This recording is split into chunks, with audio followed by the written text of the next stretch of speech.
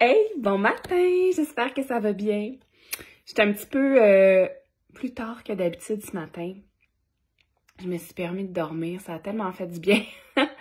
Hier soir avait lieu le live médiumnité, donc ces temps-ci, je fais un live, je vais dire une semaine sur deux.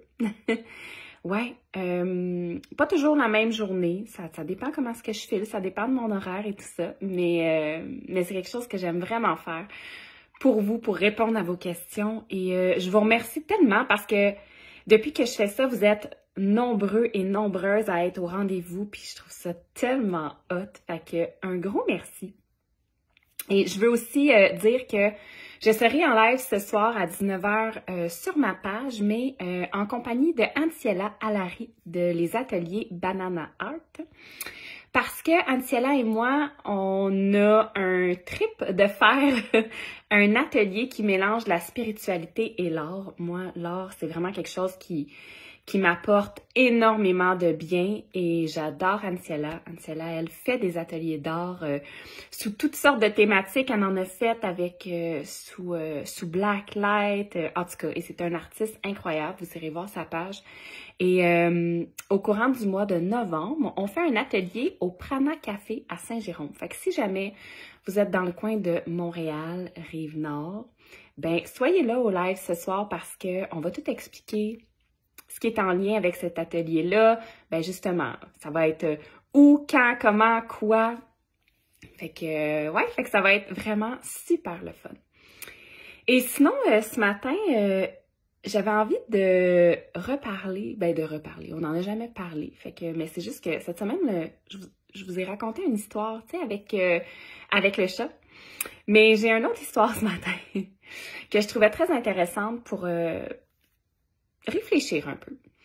Et c'est l'histoire de l'arbre à souhait. Donc, c'est l'histoire d'un homme qui se promenait et il voit un arbre et il décide d'aller s'accoter dessus. Mais ce qu'il ne sait pas, c'est que cet arbre-là, il est magique.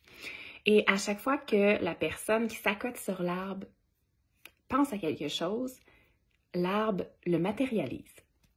Alors l'homme s'accote sur l'arbre puis il se dit que, ouais, il a soif, là, ça aurait bien pris un petit verre d'eau et le verre d'eau apparaît. Il se dit, ah, wow, c'est bien le fun, ça. Ben, j'aimerais vraiment ça, avoir une belle maison dans cet espace-là, dans cet espace vert-là. Toing! La maison apparaît. Et là, il se dit, my God, j'ai de la chance, là. Wow, c'est tellement hot. J'aimerais vraiment ça avoir une femme qui est à la fois intelligente et jolie pour partager toute la chance que j'ai. Et toing, cette femme apparaît. Et là, oh mon Dieu, je suis chanceux. Non. C'est pas moi, je peux pas avoir toute cette chance-là, ça se peut pas. Ça peut pas être vrai. Et tout disparaît.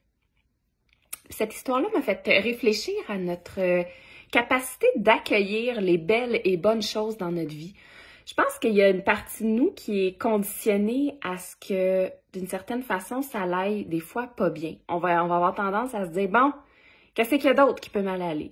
Mais c'est quoi notre capacité à réceptionner les belles choses puis à croire qu'on y a droit, qu'on y mérite, que ce soit autant l'amour qu'un travail, que des amitiés, que des projets? Est-ce qu'on peut croire qu'on mérite cet amour-là, ce succès-là, puis que quand ça arrive, j'ai envie qu'on réfléchisse à notre capacité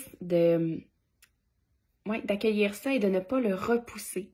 Dans l'histoire, naturellement, c'est métaphorique, mais l'homme aurait pu avoir tout ça, mais il ne se croyait pas méritant. Fait qu'aujourd'hui, j'ai envie de vous dire, vous méritez du beau, vous méritez d'être heureuse, d'être heureux, vous méritez l'amour. Alors, croyez-y parce que quand ça va se présenter à vous, vous allez être en mesure d'accueillir ça, puis c'est tellement important. Fait que c'est mon petit message inspirant de ce matin. Et aujourd'hui, j'ai choisi le jeu du chemin divinatoire pour nous accompagner dans notre journée. Fait que petit tirage express, comme d'habitude. Ah, c'est ça. Puis là, ce matin, Bum est encore pas avec moi. Mais il n'est pas venu cogner à la porte comme hier. OK. Alors, carte numéro 1 ou carte numéro 2 ce matin?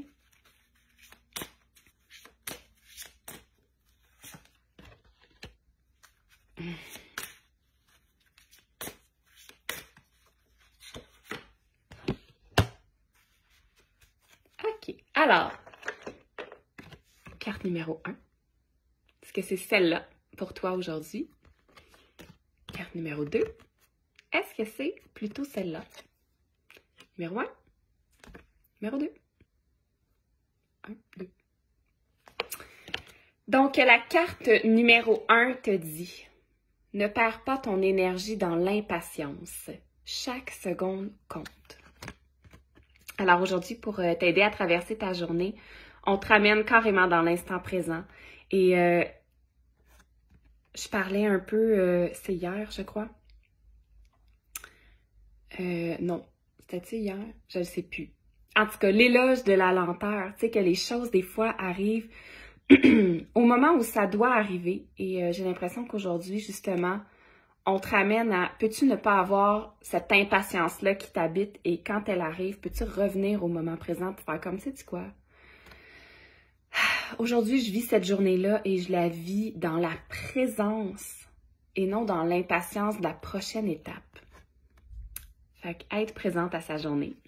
Et carte numéro 2, on te dit « Repose-toi un peu, tu es fatigué et cet état t'empêche d'agir à bon escient. » Fait que pour t'aider à travers ta journée, j'ai envie de te demander comment peux-tu inclure un petit moment de repos. Puis des fois, un moment de repos, c'est de ne pas avoir de stimuli, tu sais, de justement, de ne pas écouter quelque chose, de ne pas entendre quelque chose. Ça peut être juste, regarde, prends 5 minutes au soleil dehors. Aujourd'hui, il fait beau, en tout cas dans mon coin. Il fait beau, fait que t'asseoir, puis juste reposer tes sens. Je sais pas comment ça vibre pour toi, ça, aujourd'hui, mais moi, on dirait que les deux cartes vibrent. Fait que là-dessus, je vous souhaite une belle journée. Je vous embrasse et je vous dis à demain. Ciao, ciao!